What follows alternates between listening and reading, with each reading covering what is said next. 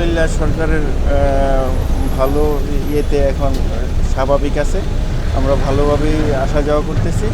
তো আসলে এই ঘটনাটা অনাকাঙ্ক্ষিত ছিল জনগণের জন্য। আমরা আসলে কয়েকদিন একটু দুর্ভোগে ছিলাম, এখন ইনশাল্লাহ স্বাভাবিক পর্যায়ে চলে আসছি। এই সমস্ত আসলে আন্দোলন যদি কোনো একটা পর্যায়ে না যায় তাহলে এগুলা দেশের জন্য ক্ষতিকর। তো সেটা থেকে আমরা আসলে চাই।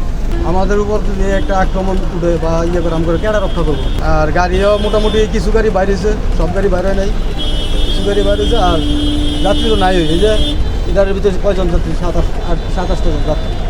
এই যাত্রী আমার তেলেরটা হইতো না, আমি চিন্তা করছি যে দিকে ঘুরে বাড়ির জন্য। সবই ঠিক আছে, ভালো হয়েছে। তোমার মধ্যে জায়গা বাসাতে বা কী হয় না এটা রোডে খবর লড়ে জামিরা না কোন দিকে কোন বিপদ আইলে না আইলে। লোকজন তো আইতেছে, এখন চলাফেরা করতেছে, অফিস টফিস সব খোলা। 18 তারিখ থেকে প্রায় 22 তারিখ পর্যন্ত আমাদের ব্যবসা প্রায় বন্ধ ছিল, শোরুম বন্ধ ছিল। গতকাল থেকে হালকা একটু মোটামুটি পরিবেশ স্বাভাবিক হয়েছে।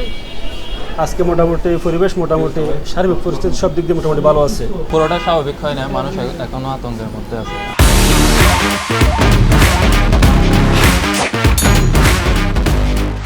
18 তারিখ থেকে তো একদমই খোলা হয় না আমাদের দোকান। এখন কালকে থেকে কিছুটা খুলতেছি, এখন মোটামুটি কিছুটা কাস্টমার দেখা যাচ্ছে। এখন আশা করতেছি সামনে আমাদের ওই আগের মতন অবস্থায় ফিরে আসবে। নরসিংদীর যে গত কয়েকদিনের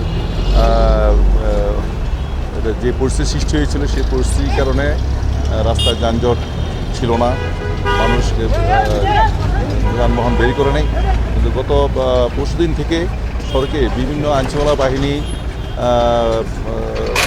কারণে আপনার ঢাকা চট্টগ্রাম সিলেট হাইওয়ে এখন কিন্তু একেবারেই স্বাভাবিক। আপনার গতকাল হচ্ছে আজকে একেবারে 100% সব গাড়ি চলছে। তো আমাদের যে ব্যবস্থাপনা আমার সব জায়গায় মোতায়েন করা আছে, মানুষ নিরাপত্তার মধ্যে দিকে তার যে কোনো জায়গায় গন্তব্যে যেতে পারছে।